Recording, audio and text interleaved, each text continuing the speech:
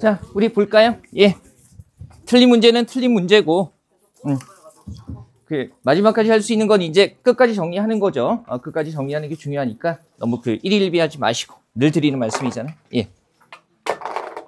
언제나 마음은 긍정적으로 마지막 순간에 그래도 여전히 안 되는 게 있다 이런 것들 발견하는 게 굉장히 우리 실제 시험 볼 때는 중요합니다. 그죠? 그래서 그거 생각하시고요. 자, 문제 한번 가보죠. 1번 볼게요. 자, 역시 공공언어 바로쓰기 원칙 나와 있고요. 일단 나와 있는 내용들은 어렵지는 않아요. 그래서 적절한 어미 사용하는 거, 성분간 호응. 우리 왜 적절한 어미 사용한다라는 게 이를테면은 문장과 문장을 이어주는 고, 며, 나, 은하 이런 것들 사용해서 문장을 좀 잘 이어주라는 거겠죠. 그 다음에 호응 관계는 우리 보통 주어와 서술어, 그 다음에 목적어와 서술어 이런 것들을 호응 관계. 물론 부사어와 서술어 같은 것도 생각해야 되고요. 그 다음에 세 번째 거는 절대로 빼놓을 수 없는 거죠. 이 문장 구조물을 또 매번 나오는 거기 때문에 대등한 것끼리 접속할 때에는 구조가 대응되도록 하는 거. 그 다음에 네 번째 거 의미상 중복되는 표현을 피하는 거. 그죠? 우리 그때 봤던 것은요. 안내, 알림, 통지 이런 것들 중복만 봤지만 사실은 문장 쓰다 보면 그 외에도 중복되는 요소들이 많죠. 다만 이제 무한정 다룰 수는 없기 때문에 공공언어 바로쓰기에서 대표적인 예로 나오는 중복되는 표현들 이런 것들은요. 우리 문제 통해서만 확인하시면 돼요. 그 책에서 다루고 있는 의미 중복 표현이 한 3가지 정도밖에 안 되거든요. 그러니까 이거는 외워두면 부담은 없을 겁니다. 자, 하나씩 가보죠. 기억부터 한번 보시면 전국 최초로 종합계획을 마련 이거 자체를 어떻게 했어요? 전국 최초로 종합계획을 어떻게 마련하고라고 해가지고요. 마련에다가 하다라는 말 붙이고 고로 이어서 앞뒤의 내용을 나란히 잘 이어주고 있는 거죠. 그래서 1번 같은 경우는 아무 문제가 없고요. 그다음에 니은 한번 보죠. 고치기 전 보니까 시민의 삶의 질 개선과 도시 위상 강화 방향을 추진해 나간다라고 했는데 이거 한번 보세요. 뭐로 묶이고 있어요? 과로 묶이고 있죠. 그러면 묶어보면 어디서부터 어디까지 묶이는 거예요? 시민의 삶의 질 개선과 도시 위상 강화 방향까지 요게 이제 목적으로 묶이는 거잖아요. 그러면 이 상태 그대로 놔두면 우리 왜 2개를 묶어서 하나의 서술어로 처리를 했을 때는요. 각각이 호응이 돼야 되죠. 그럼 보세요. 일단 붙어있는 부분은 한번 볼게요. 도시 위상 강화 방향을 추진한다. 좀 이상하잖아요. 강화 방향을 추진한다. 방향을 추진한다는 말은 쓰지 않습니다. 그죠? 물론 삶의 질 개선을 추진한다도 이상하기는 해요. 그래서 바꿨는데 한번 보죠. 시민의 삶의 질 개선 및 도시 위상을 강화해 나가기로 했다라고 했을 때 이렇게 바꿨을 때 묶이는 부분 보면요. 시민의 삶의 질 개선 및 도시 위상까지가 하나의 뭐로 묶이는 거예요? 목적으로 묶이게 되는 건데 다만 이제 봐야 되죠. 얘하고 얘도 호응이 돼야 되는데 시민의 삶의 질 개선을 강화하다. 아니 삶의 질 개선을 강화하다는 말이 돼야 한대요. 안 되잖아요. 그래서 고쳤을 때도 여전히 문장이 이상한 건 마찬가지입니다. 그죠? 각각 풀어주는 게 좋겠죠. 시민의 삶의 질을 개선하고 도시의 위상을 강화해 나가기로 했다 해가지고요. 앞뒤 구조 맞춰서 각각 써주는 게 훨씬 자연스러운 문장이 되는 거죠. 자, 지금 여기서 이거 자체로 놔뒀을 때나 이렇게 바꿨을 때나 그죠? 호응 관계가 이상하다라는 거 그거 인지할 수 있어야 돼요. 그다음에 디귿 한번 보시면 녹색 성장을 통한 변화 양상 및 기대 효과 분석 등을 실시할 계획이다. 이것도 비슷하기는 하죠. 어디까지 묶이는 거예요? 녹색 성장을 통한 변화 양상 및 기대 효과 분석 등까지가 묶이는 건데 이것도 보세요. 변화 양상을 실시하다. 변화 양상을 실시하다도 말이 안 되는 건 마찬가지입니다. 그죠? 그래서 바꿨더니 녹색 성장을 통해 변화되는 양상과 기대되는 효과를 분석하는 등의 일을 할 계획이라 그러면 묶이는 부분 잘 보세요. 그죠? 녹색 성장을 통해 변화되는 양상과 그다음에 기대되는 효과까지가 하나의 뭐로 묶이는 거예요? 목적으로 묶이는 거죠. 그러면 이렇게 풀었을 때 변화되는 양상을 분석한다. 기대되는 효과를 분석한다라고 해가지고요. 디귿으로 바꿨을 때는 각각의 떨어진 부분이 서술어 부분과 호응이 됩니다. 그래서 얘는 이렇게 묶어서 충분히 바꿀 수 있는 거죠. 별거 아니죠. 변화되는 양상을 분석하다, 기대되는 효과를 분석하다 이렇게 되는 거니까 구조 맞춰서 충분히 가능하고요. 그 다음에 리을 같은 경우에 의미 중복되는 범주 한번 잘 보셔야 되죠. 우리 왜 의미 중복되는 게 뭐예요?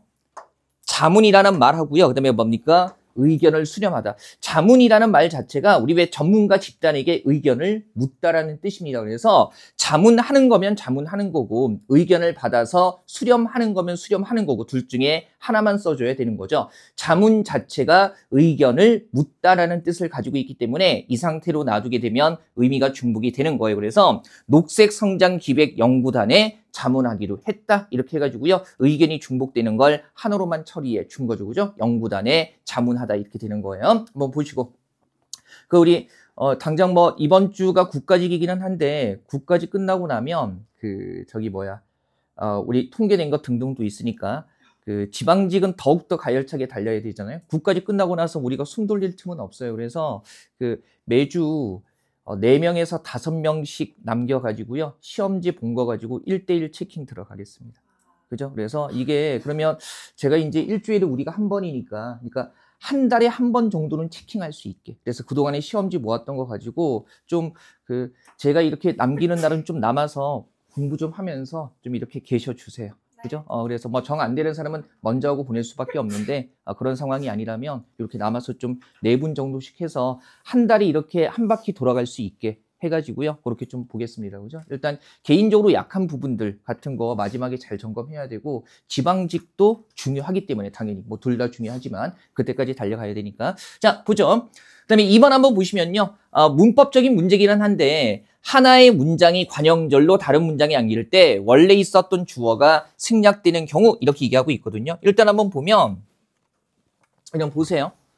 예, 설명 우리가 이미 알고 있는 거기도 하고요. 근데 물론 이제 알고 있는 걸로 접근하게끔 하는 것이 아니라 설명을 주죠. 지금 보니까 기태가 열심히 공부한다. 그다음에 형이 기태에게 음료수를 주었다. 그리고 형이 열심히 공부하는 기태에게 음료수를 주었다라고 했을 때 지금 가가 나의, 그러니까 기태가 열심히 공부한다가 나의 관형절로 들어갈 때 우리 관형절이라는 것은 절 중에 뒤에 나오는 체언을 꾸미는 것을 관형절이라고 하죠. 그렇게 들어갈 때 가의 기태와 그죠? 요거 들어가는 것과 그다음에 나의 기태가 중복된다. 그래서 가의 주어 기태가가 밑줄 친 관형절에서는 나타나지 않는다. 얘가 통째로 들어가면 원래 기태가 열심히 공부하는 이렇게 들어가야 되는데 뒤에도 뭐가 나온다는 거예요. 기태가 나오니까 생략된다는 얘기를 하고 있는 겁니다. 그래서 여기 나와 있는 원리를 그대로 적용해서 우리가 풀어볼 수도 있기는 있는데요. 다만 놓치면 안 되는 게 뭐냐면 우리 왜 예전에 배웠던 것 중에 중복되는 성분이 생략되는 관형절을 우리가 개념적으로는 용어는 떠올리지 않아도 돼요. 관계 관형절이라고 얘기를 하는 거고 다만 관계 관형절은요 원래 관형절의 꾸밈을 받는 애가 그 문장에 있었기 때문에 쉽게 접근할 수 있는 방법은 이런 거죠. 관형절의 꾸밈을 받는 애를 잡은 다음에 얘를 뭐 해보면 돼요? 앞으로 넘겨서 들어간다는 것은 원래 그게 있었는데 중복돼서 생략된다는 거 아니겠어요? 그래서 요거 우리 조금 시간 지나기는 했지만 예전에 문장의 구조할 때 다루기는 했던 거예요. 그죠? 뭐 설명도 나와 있고요. 그러면 보세요. 얘는 앞으로 넘기면 어떻게 연결이 되나요? 형이 숙제를 한다. 그러면 원래 형이라는 주어가 있었다는 거죠. 근데 원래 안기는 문장에도 지금 아는 문장에도 형이 들어가 있기 때문에 중복돼서 뺀 거예요. 그죠? 그다음에 2번 같은 경우도요. 대학생이 되니 뭘 꾸미나요? 누나를 꾸미는데 앞으로 넘기면 어떻게 됩니까? 누나가 대학생이 되었다. 이렇게 되는 거죠. 그죠? 그러면 얘도 중복되는 게 생략된 거예요. 그죠? 그다음에 3번 같은 경우는 정수가 은희와 결혼하니 뭘 꾸밉니까? 사실을 꾸미는데 얘는 앞으로 던졌을 때 들어갈 자리가 있어요, 없어요? 없죠. 그냥 정수가 은희와 결혼했다. 그 자체로 완결된 문장이 되기 때문에 얘는 들어갈 수가 없어요. 그죠? 그 다음에 4번 같은 경우에 그는 이 그림을 그린 화가라고 했을 때 화가 꾸밈 받는 거고요. 앞으로 넘기면 어떻게 들어갑니까? 화가가 이 그림을 그렸다. 이렇게 들어가니까 얘도 중복돼서 관형절의 주어가 생략된 패턴이죠. 자, 예전에 우리가 정리했던 걸 좀 응용을 한다면 굉장히 편하게 풀리는 문제고요. 설령 그것을 모른다 할지라도 제시문에 나와 있는 짧은 정보 활용해서 접근할 수 있는 문제기는 해요. 그죠? 그래서 이거 정답 확인하시고요. 3번이죠. 자, 3번도 문법적인 내용이고요. 되게 복잡해 보이죠? 근데 보세요. 우리 왜 이런 문법적인 내용이 나올 때는 얘 자체를 활용하는 것도 굉장히 중요합니다. 일단 내용적으로 볼게요. 여기서 다루는 게 무슨 현상하고 무슨 현상이에요? 반모음 첨가와 그다음에 뭡니까? 반모음화 얘기하고 있고요. 지금 1문단에 나와 있는 게 반모음 첨가인데 이를테면 소리 나는 거 보니까 어떻게 되어 있나요? 이를테면 피어가 뭐로 소리 날 때, 피여로 소리 날 때, 그러면 우리가 비교를 해보면 지금 단모음 어가 반모음이 첨가되면서 이중모음 뭐가 됐어요? 여가 된 거죠. 맞습니까? 그죠? 그래서 이렇게 바뀌는 것을 우리가 뭐라고 얘기를 해요? 반모음이가 뭐 된 거? 첨가된 거라고 얘기를 하죠. 그러면 가만히 예를 보면 이음절, 이음절인데 반모음이 첨가됐을 경우는 단모음이 뭐로 발음이 난다는 거? 이중모음으로 발음이 나는 거예요. 그래서 이럴 때는 첨가고 그다음에 부수적인 정보 보면 그죠? 이로 끝날 때 말고 어간이 뭐로 끝날 때도 외나 위로 끝날 때도 그죠? 뒤쪽에 있는 단모음이 이중모음으로 발음된다는 얘기죠. 그다음에 이렇게 반모음이가 첨가되는 경우는 뭐로 인정한다? 표준 발음으로 인정하고요. 다만 표기할 때는 음음 변동이 일어나지 않은 형태로 해야 한다 그러면 발음은 피여라고 할 수 있지만 표기는 뭐라고 하면 안 된다는 거예요. 피여라고 하면 안 된다는 얘기죠. 그죠? 그냥 피여라고 동일하게 쓰고 피어 이렇게 발음해도 되고 피여 이렇게 발음해도 된다는 얘기하고 있는 겁니다. 그 다음에 두 번째 문단에서 다루고 있는 게 반모음화라는 건데 얘는 앞에 거하고 좀 다르죠. 지금 피어가 뭐로 발음되는 거예요? 펴로 발음되는 거죠. 그러면 피어에서 이음절인데 반모음화가 일어나면 음절이 어떻게 돼요? 펴 해서 줄게 되네요. 그죠? 그러니까 음절수가 그대로면 첨가고 두 개가 하나 이런 식으로 음절수가 줄게 되면 이런 것들은 뭐가 되는 겁니까? 반모음화가 되는 거죠. 그래서 이런 현상이 나타나는 이유는 반모음으로 교체됐기 때문이다라고 나와 있고요. 어쨌든 얘도 규범상 뭐로 인정되기는 한다. 표준 발음으로 인정되기는 한다. 자, 얘 분석하는 거예요. 반모음 첨가는 두 글자인데 그냥 단모음이 이중모음으로 발음이 되는 거고요. 반모음화라는 현상이 일어나면 그죠? 두 개의 음절이 뭡니까? 한 음절로 줄면서 이 단모음 자체가 뭐로 발음이 되는 거예요? 이중모음으로 발음이 되는 겁니다. 그죠? 일단 요 얘들 잘 분석하시고요. 풀 수 있게끔 낸 문제예요. 그러면 1번 같은 경우에 보세요. 기어를 겨로 발음하는 거 뭐하고 비슷합니까? 피어를 한 글자 뭐로 발음하는 거? 펴로 발음하는 얘하고 비슷하잖아요. 그러면 얘는 반모음 첨가가 아니라 뭐가 일어난 거예요? 반모음화가 일어난 거죠. 반모음 교체. 그래서 발음하는 것은 표준 발음으로 인정되는 거 맞죠? 그죠? 둘 다 표준 발음으로 인정되고요. 그 다음에 두 글자가 하나로 발음되면서 이중모음 나는 거니까 뭐 일어난 거 맞아요? 반모음화 일어난 거 맞습니다. 자, 문법적인 내용들을 미리 알고 계시라는 게 아니라 여기 나와 있는 내용을 분석해 보라는 거예요. 그 다음에 2번 같은 경우에 되어에 반모음 첨가가 일어나도 되어라고 적는 것은 허용하지 않는다. 그러면 보세요.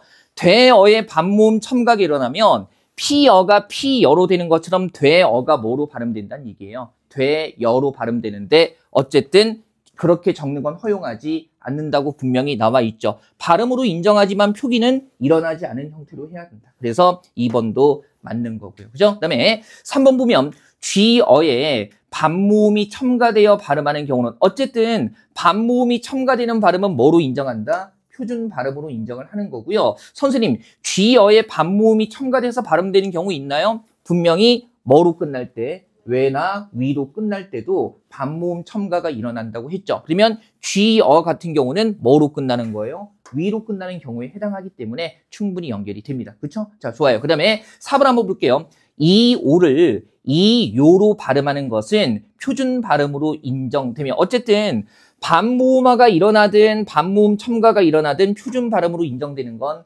맞잖아요. 그죠? 근데 반모음화가 일어난 것이다. 우리 보니까 반모음화가 일어나면 피어가 아니라 두 음절이 뭐로 돼요? 펴 이렇게 하나로 소리 나는 거죠. 근데 얘는 이 오가 여전히 몇 음절로 이요라는 두 음절로 발음이 되고 있기 때문에 얘는 적어도 뭐가 일어난 건 아니에요. 반모음화가 일어난 건 아니라는 거죠. 글자 수, 음절 수가 그대로 유지되면서 뒤에 것만 이중모음으로 발음하는 건 여기에 따르면 뭐가 일어난 거예요? 반모음 첨가가 일어난 겁니다. 그래서 4번은 반모음화가 아니라 반모음 첨가가 일어난 거죠. 그죠?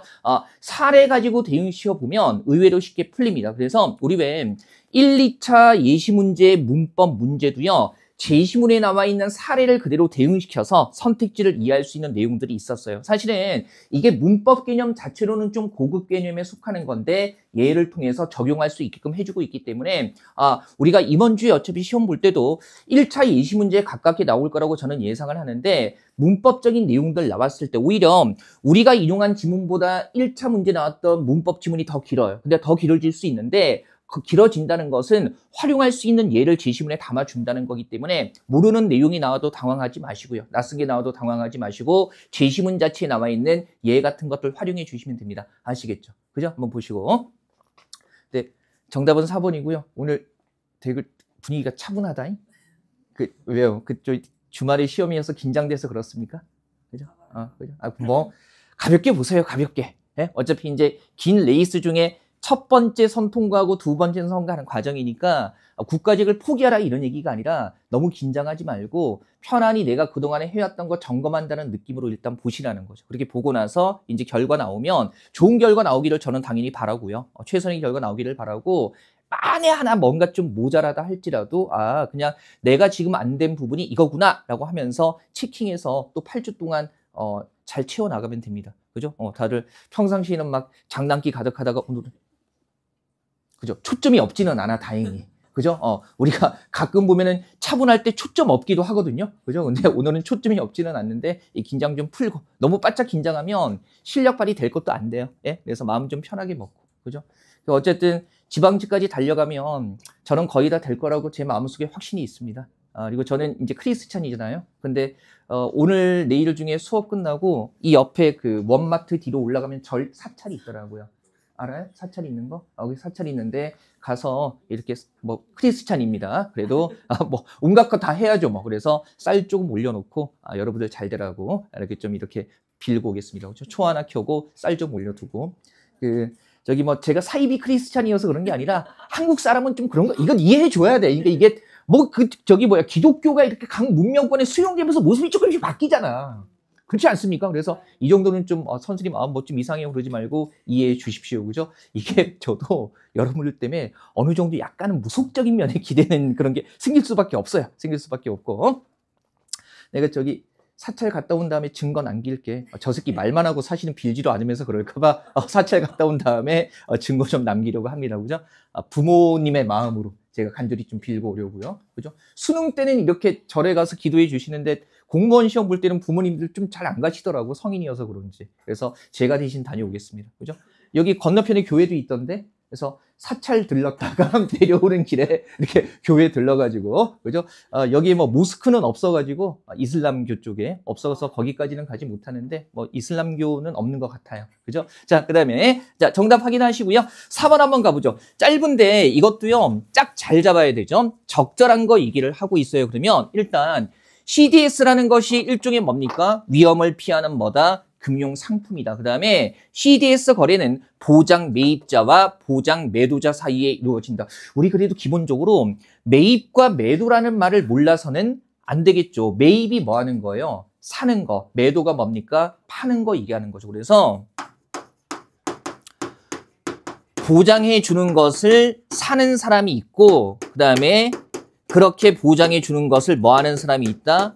파는 사람이 있다는 겁니다. 그죠? 그래서 보장 매도자는 그죠? 보장해 주는 상품을 파는 사람은 부도가 나면 이에 따른 손실을 뭐 하는 역할을 한다? 보상하는 역할을 한다. 그러면 일단은 설령 매입 매도가 헷갈린다 하더라도요. 손실을 보장해 주는 건 누가 하는 겁니까? 보장 매도자가 하는 거예요. 그죠? 그대로 나와 있는 거. 그죠? 보장 매도자가 손실을 보상해 주고요. 자, 그 다음에 CDS 거래에서 신용위험의 이전이 일어나는 대상 자산을 기초 자산이라고 하고 예를 들면 보세요. 은행갑은 기업을이 발행한 채권을 매입하면서 보장을 매입한 게 아니라 갑은 지금 뭘 매입한 거예요? 채권을 매입한 거예요. 그래서 그것의 신용 위험을 피하기 위해 보험회사 병과 CDS 계약을 체결할 수 있다. 그러면 신용 위험을 피하는 주체는 누가 되는 겁니까? 보장 매입자가 위험을 피하는 거죠. 왜? 매도자가 손실을 뭐 해주니까? 보상해 주니까. 손실 보상, 그죠? 보장보다는 보상해 주니까. 그러면 여기 나와 있는 은행갑은 자기들이 산 채권이 위험해졌을 때 그 위험을 피하기 위해서 누구하고요? 병과 계약을 체결했죠. 그러면 지금 여기 나오는 갑 같은 경우는 뭐가 되는 거예요? 보장 매입자. 그죠? 그 다음에 뭡니까? 예, 보험회사 병이 손실을 뭐 해주겠어요? 보상해 주니까 보험회사 병이 뭐가 되는 거겠어요? 보장 매도자가 되는 거겠죠. 그죠? 충분히 잡아낼 수 있고요. 그러면 보세요. 1번에 갑은 기초자산을 보유하지 않는다. 기초자산 얘기는 여기 나와 있잖아요. 그죠? 갑이 을이 발행한 채권을 사고, 그죠? 그 다음에 이때 기초자산은 뭐가 된다? 을이 발행한 채권이다. 그랬으니까 그러면 갑은 채권, 즉 뭘 보유하는 겁니까? 기초자산을 보유하는 겁니다. 그죠? 괜찮죠? 갑이 을로부터 채권을 샀고, 그리고 이때 산 채권이 뭐가 되는 거예요? 기초자산은 을이 발행한 뭐다? 채권이다. 근데 그거 지금 누가 샀어요? 갑이 자기가 사서 가지고 있는 거니까 당연히 갑은 기초자산을 보유하지 않는 게 아니라 기초자산을 보유하는 겁니다. 그죠? 그 다음에 2번에 갑은 기초자산에 부도가 나면 손실 보상하는 건 보장 매도자죠? 근데 보장 매도자는 지금 누구예요? 병이잖아요. 그래서 갑이 아니라, 그죠? 갑이 손실을 보상하는 게 아니라 누가 하는 겁니까? 병이 하는 거예요. 그죠? 그 다음에 3번에 을은 신용 위험을 기피하는 채권 투자자이다. 자, 지금 위험을 피하려고 보험회사와 계약한 애들은 누구예요? 갑이잖아요. 그죠? 을은 그냥 갑에게 채권을 팔았을 뿐이에요. 그래서 신용 위험을 기피하는 채권 투자자는 지금 누가 되는 겁니까? 갑이 되는 거죠. 그죠? 그다음에 1, 2, 3번 다소 복잡해 보일 수 있는데요. 4번에 병은 신용 위험을 부담하는 뭡니까? 보장 매도자이자. 맞나요? 병이 보험회사고 그거 보장해 주는 거니까 보장 매도자 되는 거 맞습니다. 그래서 정답 4번이죠. 짧기는 하지만요. 좀 혼동의 요소가 있기 때문에 요거 깔끔하게 좀 생각해 보시고요. 자, 그다음에 5번도 한번 가보죠. 5번. 자, 이것도요. 빈칸인데 맥락을 정말 잘 잡으셔야 되죠. 이거 어려웠을 겁니다. 일단 앞에 보면 1문단 보면 노랑 촉팔이 있는 저 유전자가 있어요. 그래서 얘는 아세트산을 감지하는데 근데 똑같은 유전자가 있는 세셀리아 촉팔이는 아세트산을 감지하지 못한다는 거죠. 그러면 똑같은 유전자가 있는데 노랑 촉팔이는 시큼한 냄새나는 아세트산을 감지하고 그 다음에 누구는요? 예, 세셀리아 촉팔이는 똑같은 유전자를 가지고 있는데 아세트산을 감지하는 수용체를 만들지 못해요. 그래서 일단 1문단에서 내리고 있는 결론은 같은 유전자를 갖고 있기는 하지만 세셀리아 촉팔이에 있는 IR75A 유전자 같은 경우는 그냥 위유전자. 그죠? 그러니까 해당 단백질을 만드는 작용을 하지 못한다는 얘기를 하고 있는 거예요. 근데 다음에 봤더니 이거 잘 봐야 되죠. 자, 근데 세셀리아 촉팔이가 아세트산은 안 되는데 뭐는 맞는데요? 프로피온산 냄새는 맡을 수 있다는 사실을 발견하고요. 그 다음에 이 발견이 중요한 이유는 얘기를 해준 다음에 차분히 가보죠. 그렇다면 세셀리아 촉팔이의 IR75A 유전자도 후각 수용체 단백질을 만든다는 것인데 이게 중요하죠. 그죠? 그러니까 처음에는 후각 수용체 단백질을 만들지 못한다는 판단을 했는데 근데 아세트산 말고 프로피온산은 냄새 맡을 수 있다는 거거든요. 그래서 그러면 세셀리아 촉팔이도요. 후각 수용체 단백질을 만든다는 것인데 왜 세셀리아 촉팔이는 아세트산 냄새를 못 맡을까? 그러면 괄호 속에 들어가야 되는 게 세셀리아 촉팔이의 이 유전자도 후각 수용체 단백질을 만들 수 있는 근거가 나와야 되는 거죠. 그러면 그 근거가 나오려면 지금 보세요. 이를테면 노랑 촉팔이 뒤에 끝까지 봐야 되죠. 자, 세셀리아 촉팔이와 노랑 촉팔이의 이 유전자가 만드는 후각 수용체 단백질의 아미노산 사유를 비교하는 결과 뭐 달라붙는 게 다른 걸로 추정되는 게 있었고 그 다음에 즉 이 부분 한번 보죠. 노랑 촉팔이의 유전자가 만드는 후각 수용체는 아세트산과 프로피온산에 반응하고 세셀리아 촉팔이의 이것은 뭡니까? 프로피온산과 뭐에 반응한다? 부티르산에 반응한다. 그러면 세셀리아 촉팔이의 유전자도 후각 수용체를 만들 수 있다는 결론을 끌어내려면 지금 노랑 촉팔이와의 어떤 공통점에서 출발을 해야겠죠. 그러면 이 발견이 중요한 이유는 1번 한번 해볼게요. 노랑 촉팔이의 프로피온산 냄새를 담당하는 후각 수용체 단백질을 만드는 것이 IR75A 유전자이기 때문이다라는 거죠. 그럼 보세요.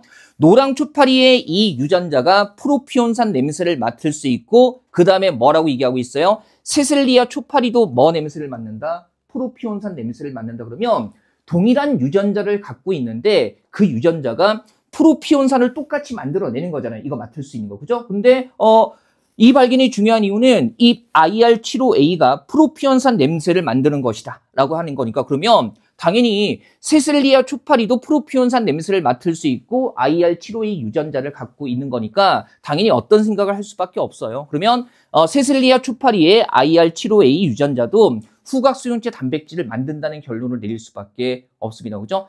세셀리아 초파리도 프로피온산 냄새를 맡고 노랑 초파리도 뭐 프로피온산 냄새를 맡는다. 그죠? 그러면 근데 왜 그 프로피온산 냄새를 맡는데 세셀리아 초파리의 IR75A 유전자는 왜 아세트산 냄새는 못 맡을까? 똑같은 프로피온산을 만드는 프로피온산 냄새를 맡을 수 있는 수용체를 만드는데 왜 세셀리아 초파리는 아세트산의 냄새를 못 맡을까? 이런 생각을 하게 되는 거죠. 그래서 내리는 결론은 같은 유전자가 다른 후각수용 단백질을 만들게끔 진화가 됐다는 결론을 내리고 있는 겁니다. 그죠? 자, 지금 보세요. 이 결론을 내야 되는 거예요. 세셀리아 초파리의 이 유전자도 후각수용체 단백질을 만든다는 결론을 내리려면 두 대상에 당연히 뭐를 언급할 수밖에 없어요. 공통점을 언급할 수밖에 없는 거죠. 한쪽은 되고 한쪽은 안 되는 게 아니라 똑같은 유전자를 가지고 있고 그 다음에 두 초파리가 둘 다 그 유전자가 프로피온산 냄새를 맡는 수용체를 만든다. 그러면 이런 공통점이 있다는 것은 세셀리아 초파리의 유전자도 냄새를 맡을 수 있는 수용체를 만든다는 건데 왜 얘는 아세트산은 못 만들지? 똑같은 유전자를 갖고 있지만 냄새를 맡는 수용체를 만드는 것이 달라졌기 때문에 다르게 형성됐기 때문에 이렇게 되는 겁니다. 그죠? 그래서 1번이라고 보셔야 되고요. 나머지 한번 걸러볼게요. 이 문제 어려운 문제 맞습니다. 어려운 문제 맞고요. 쉽게 풀 수 있는 사람은 쉽게 풀 수 있었을 테지만 2, 3, 4번 한번 걸러볼게요. 프로피온산 냄새를 담당하는 후각 수용체 단백질은 IR75A 유전자와 근데 이거 잘 보면 2번은 제시문 자체 내용과 아예 일치하지 않습니다. 당연히 IR75A 유전자가 프로피온산 냄새를 맡게끔 한다는 거니까. 그죠? 그 다음에 3번에 노랑 초파리에서 프로피온산 냄새를 담당하는 후각 수용체 유전자는 위 유전자는 냄새를 담당하는 걸 만들지 못하는 건데 노랑 초파리는 일단 어때요? 무슨 냄새는 맡아요? 프로피온산 냄새는 맡으니까 그걸 뭐라고 얘기할 수 없어요. 위 유전자라고 얘기할 수가 없는 거죠. 위 유전자라는 것은 그 냄새를 맡게끔 하는 요소를 만들지 못할 때 하는 얘기잖아요. 그죠? 그 다음에 좋습니다. 4번에 세셀리아 초파리와 노랑 초파리에서 이 유전자가 만드는 이것도 후각 수용체 단백질이 똑같습니까? 다르잖아요. 아니 똑같은 설마 4번? 똑같은 단백질을 갖고 있는데 노랑 초파리는 뭐하고 아세트산과 뭡니까? 프로피온산 냄새를 맡고 그 다음에 세셀리아 초파리는 프로티온산과 무슨 냄새를 맡아요? 프로피온산과 뭐 얘기하는 겁니까? 부티르산에 반응하는 거잖아요. 그래서 유전자는 똑같이 갖고 있지만 냄새에 반응하는 것은 달라지는 거잖아요. 그래서 4번도 아예 제시문 내용과 일치하지 않습니다. 제가 이 문제 보여드리는 이유는 뭐냐면 한번 잘 보세요. 어렵죠? 그냥 주관식으로 생각하면 어려운데 이 문제를 풀 수 있는 힌트는 뭐냐면 2번, 3번, 4번이 기본적으로 제시문의 내용과 일치하지 않는다는 거예요. 그래서 오지선다만 돼도 조금 복잡한데 그래도 어쨌든 우리가 사지선다 시험을 보기 때문에 이렇게 처음부터 안 보인다고 할지라도요. 확실하게 아닌 것, 일치하지 않는 것들 걸러내면서 답을 택할 수는 있다는 거죠. 자, 1번 이해하면 베스트인 거고요. 쉽게 이해한다면 그 다음에 설령 1번이 좀 짧은 시간 안에 말씀드리는 거예요. 여러분들 시간 들여서 천천히 보면 얼마든지 이해할 수 있을 거고요. 다만 짧은 시간 안에 문제를 풀 때 2번, 3번, 4번이 기본적으로 제시문에서 언급하는 내용과 일치하지 않기 때문에 그거 걸러서 남아있는 1번을 택할 수도 있어야 한다는 거죠. 그죠? 그리고 이제 실제 현장에서 추론 문제에서 빈칸이라든가 그다음에 이제 논리 문제에서 한 문제 정도가 한 두어 문제 정도가 어렵게 나올 수 있는데 만약에 했는데 시간 좀 많이 잡아먹을 것 같으면 뭐 해야 돼요? 넘겨야 돼요. 그러니까 2분 정도 했는데 이러면 두근거리는 마음을 차분히 침착 가라앉히고 다음 문제로 확 넘어가야 돼요. 아시겠죠? 그죠? 이건 정말 잘 하셔야 됩니다. 자, 하지만 풀어내는 게 베스트고요. 연습 한번 했으니까 뭐 직접 맥락으로 접근할 수도 있지만 확실하게 제시문의 내용과 일치하지 않는 것들을 걸러내면서 접근할 수도 있다는 거, 그 생각도 해주셔야 돼요. 자, 가보죠. 6번이요. 자, 이제 6번은 우리 거의 도사가 되지 않았습니까? 문제 내기도 미안한 정도입니다. 그죠? 6번 문제. 자, 한번 볼게요. 요거 어떻게 바꿀 수 있나요? 가부터 뭡니까? 예, 이면 뭡니까? 모두니까 공직자세 교육과정에 참가하지 않는다. 뭐가 돼요? 공 이렇게 되는 거고요. 그다음에 나는 뭡니까? 일부라고 했으니까 그러면 그렇죠. 그죠? 그죠? 참가하는 사람들 중 일부는 어디에 참가한다? 글로벌 교육과정에 참가한다. 이렇게 나와 있고요. 그러면 중개념이 뭐가 되는 거예요? 그죠? 공이 되는 건데 지금 중개념의 형태가 다르잖아요. 그죠? 그러면 요거 각각 어떻게 바꿔볼 수 있나요? 그죠? 일단은 중개념의 형태를 맞추셔야 되니까 얘는 대우로 바꾸면 뭡니까? 공이면 뭐예요? notly 이렇게 되는 거고요. 그 다음에 크공이니까 크 붙었으면 요거 두 개 위치만 바꿀 수 있는 거죠. 그죠? 대우가 아니라 그래서 이거 두 개 위치 바꾸면 어떻게 되는 거예요? 그리면 뭡니까? 공. 그러면 우리가 결론으로 끌어낼 수 있는 건 그리면 공이고 공이면 notly니까. 그죠? 그러면 어떻게 되는 거예요? 그리면 뭐가 된다?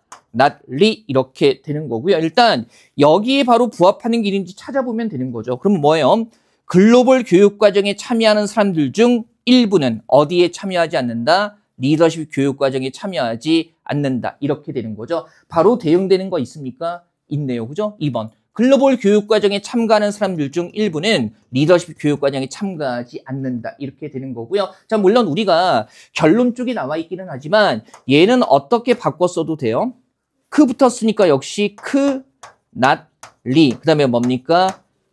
그죠? 해가지고요. 그죠? 그러니까 그래서 리더십 교육과정에 참가하지 않는 사람들 중 일부는 글로벌 교육과정에 참가한다. 이렇게 바꿨어도 똑같은 개념이 된다는 거죠. 이제 우리가 거의 8회 정도 모의고사에서요.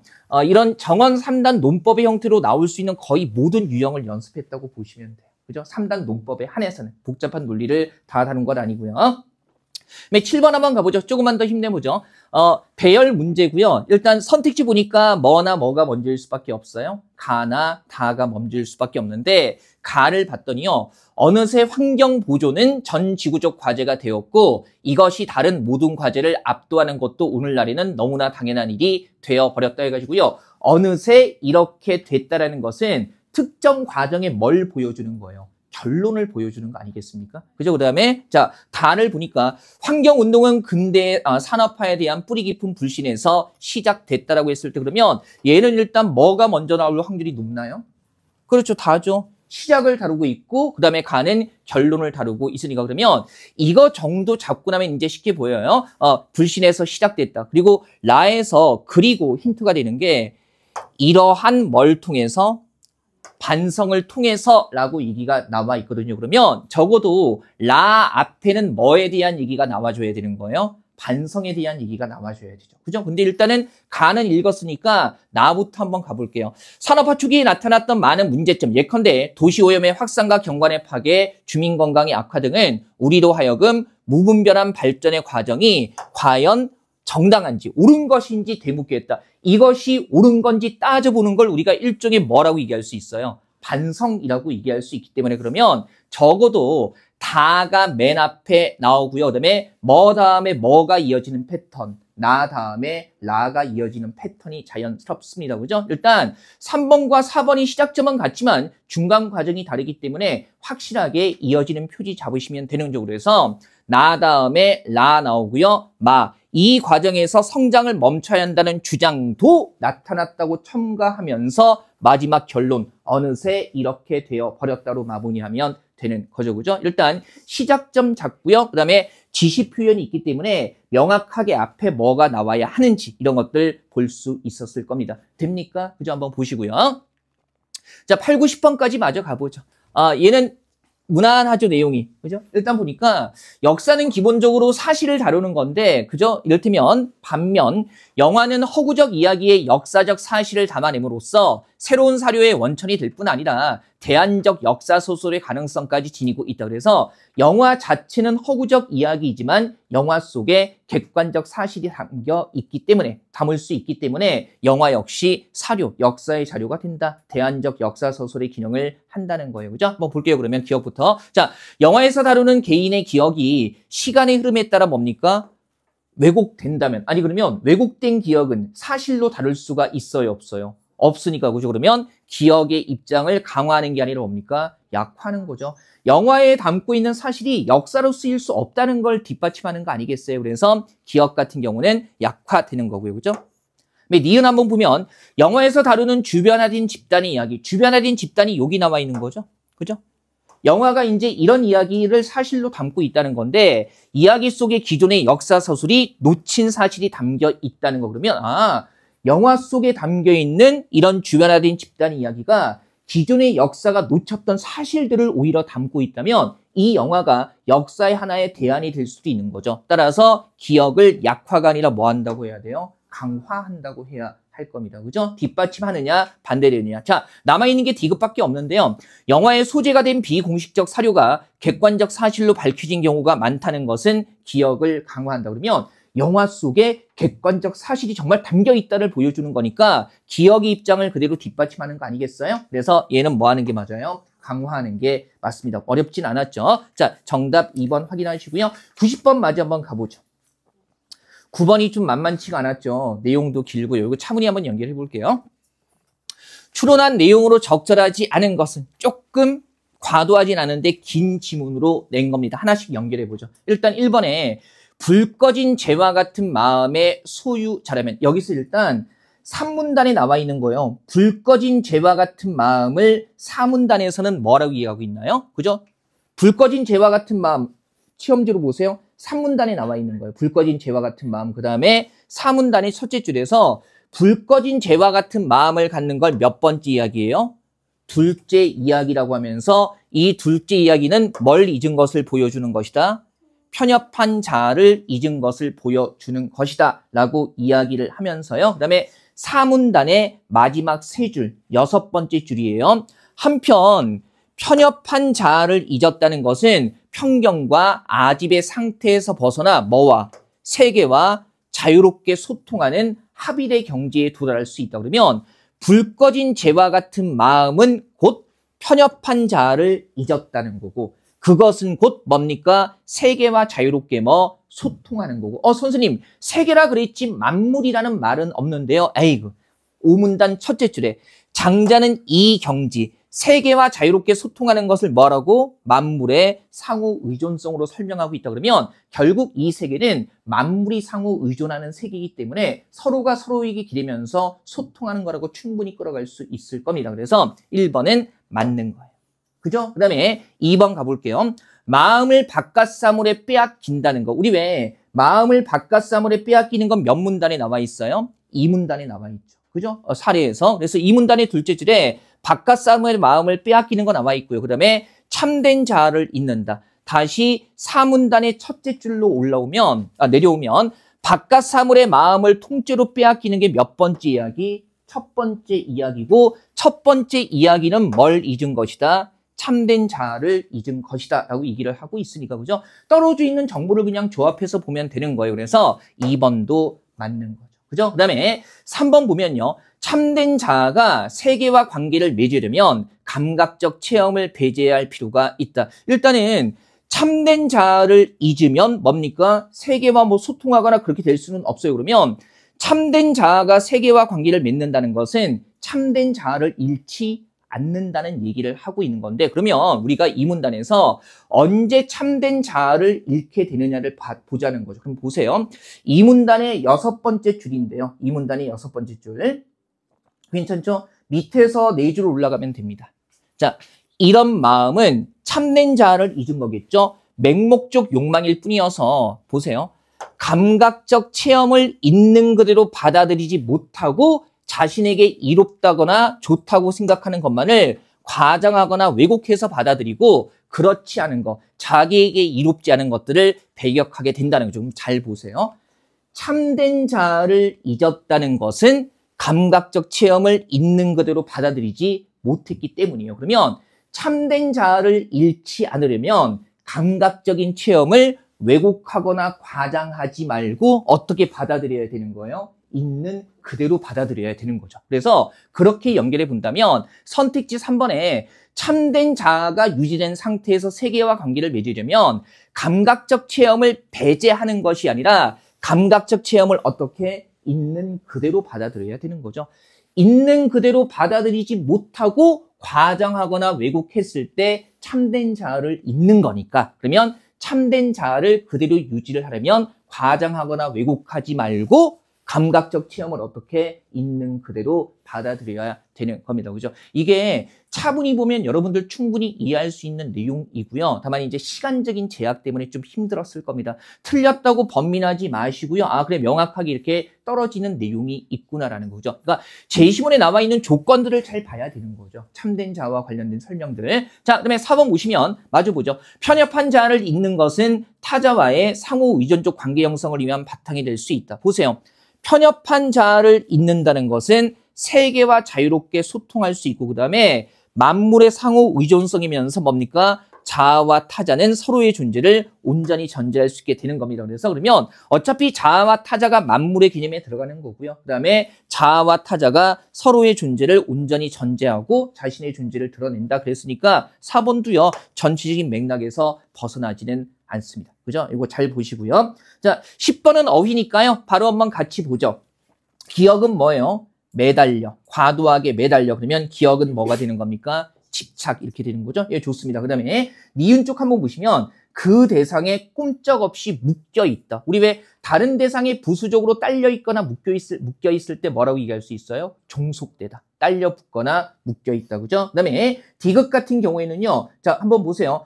아집의 상태에서 벗어나 이렇게 나와 있거든요. 그러면 어떤 상태에서 벗어나다 이런 의미를 갖고 있어야 되는데 여기서는 지금 그걸 뭐라고 쓰고 있나요? 탈주. 우리 왜 탈주는 주로 뭐 할 때 쓰는 겁니까? 감옥에서 몸을 빼서 달아날 때 탈주 이런 말 쓰는 거 아니에요. 그래서 몸을 빼서 달아나다는 의미이기 때문에 벗어나다를 대체할 말로는 적절하지 않아요. 그죠? 우리가 좀 비유적인 의미로 쓰이기는 하지만 그죠? 껍질을 벗는다는 뭡니까? 탈피라는 말을 확장해가지고요. 어떤 상태에서 벗어나다라는 의미로 쓰게 되죠. 그래서 탈주보다는 비슷한 말로 뭘 쓰는 게 적절해요? 탈피해서 이렇게 쓰는 게 적절하고요. 그 다음에 리을은 어렵지는 않아요. 그죠? 자, 이루는 일체를 이루는 자에 이룰 수 있다. 어떤 상태에 이런 걸 우리가 뭐라고 씁니까? 도달하다 이렇게 쓰게 되죠. 그래서 4번 같은 경우 문제 없습니다. 정답 3번 확인하시고요. 됐습니까? 한번 보시죠. 우리 10분 정도 쉬었다가 조금 더 이어서 볼게요.